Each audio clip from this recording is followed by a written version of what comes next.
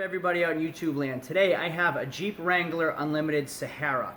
The problem is a death wobble. If you've ever had a death wobble, I feel bad for you. It's terrifying, it's frightening, you feel like you're gonna die, which I guess is why they call it a death wobble. So this is a 2014 Jeep Wrangler, 21,000 miles.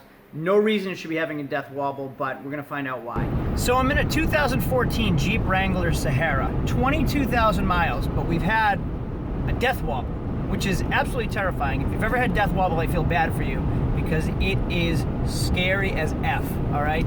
65, 70 miles an hour going down the road. If you hit a pothole, if you hit a bump, all of a sudden the wheels start shaking one way, then the other, and then faster and faster and faster, and you can't stop it.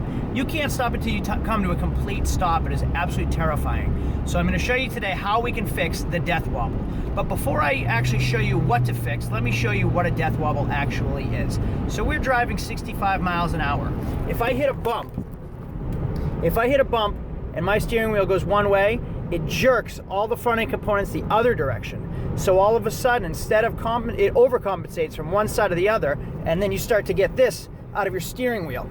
And you cannot stop it until, even hitting the brakes will not stop it till you pull off the side of the road and come to a complete stop. There is absolutely nothing else you can do about it besides slowly coming to a complete stop and pulling over on the side of the highway. I hope you're not in the passing lane when this happens to you because you're in deep trouble. So I'm gonna show you real quick what the outside looks like. This is very dramatized, but it's pretty much on point of what's gonna happen. So here's a stolen clip of what it actually looks like from the outside.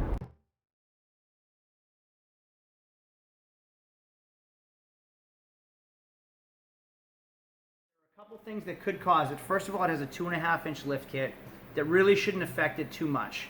The sway bar, the ball joints here and here, anything that goes out of whack.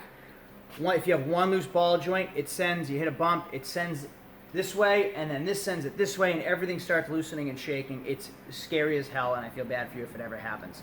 So today we're going to dig into this and see what's going on. You can see this ball joint right here. I have a little bit of play. I'll grab a pry bar in here. See the play there. And then the other place that we found is up here. This boot is torn and there's no grease in there. So just from the start, I know at least those two can be replaced. We're gonna pull apart all the ball joints and all the front end components and really check everything out and see what else we find loose. But even if the problem is just here, once it's all thrown out of whack from a death wobble, it sends it shooting over to this side, loosens components on that side. So you really want to check everything out to make sure everything's tight. Don't just replace one ball joint. Check them all while you're already up in the air going through it all. So now that we have everything apart, you can kind of see the play in everything. That's tight. So that's our new Moog ball joint. Versus you can see how loose everything is. Can you get in here too? Mm-hmm.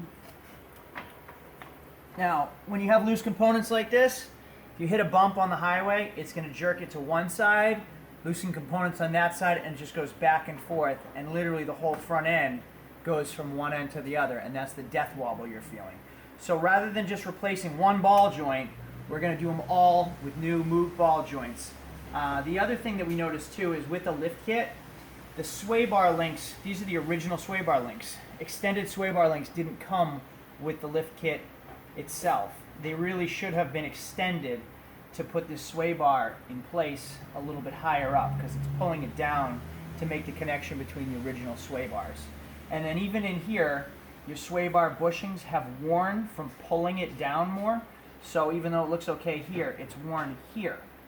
So you're getting a lot of play in all the components. So that's why I'm not just replacing one, we're replacing all of them with upgraded ball joints and tie rods and components to make everything stiffer once again and get rid of that death wobble. So hopefully this video was helpful, helping identify a death wobble, to explain what it is, how it happens, and how scary it actually could be. If this video was at all helpful, do me a favor and give me a thumbs up down below so other people get to see this video. Also, don't forget to subscribe if you're at all into cars, Jeeps, muscle cars, whatever, because I do videos on all kinds of fun stuff all the time, and not just how to fix stuff, but also fun videos in itself. The other thing is you can follow us on Instagram at flying_wheels_, that's flying, low line, wheels, low line. And again, don't forget to subscribe. Thanks again, as always, for always watching my videos. I appreciate the support. Peace, I'm out of here.